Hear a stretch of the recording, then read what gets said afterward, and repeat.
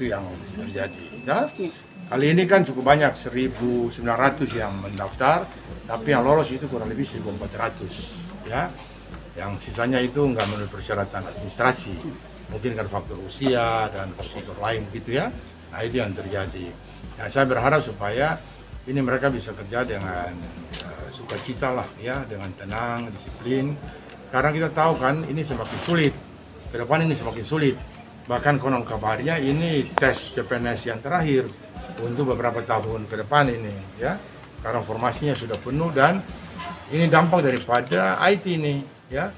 Terus ke depan ini nanti satu pegawai dia bisa kerja untuk beberapa job itu dengan sistem IT itu. Nah, oleh karena itu kalau tidak membekali diri dengan peningkatan keterampilan, saya rasa ini akan semakin berat ya kita hadapi. Nah itu yang saya mau kasih motivasi kepada calon-calon peserta itu ya. Karena sekarang orang kerja dari yang perlu di kantor lagi, orang kerja dari rumah pun bisa kerja tuh.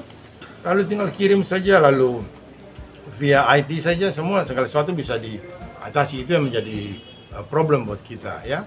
Nah kuncinya cuma satu aja, tingkatkan terus kualitas ya sumber daya kita dengan berlatih. Itu yang paling utama. Begitu.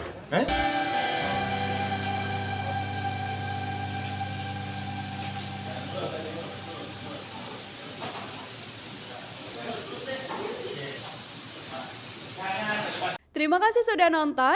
Jangan lupa like, subscribe, dan share ya.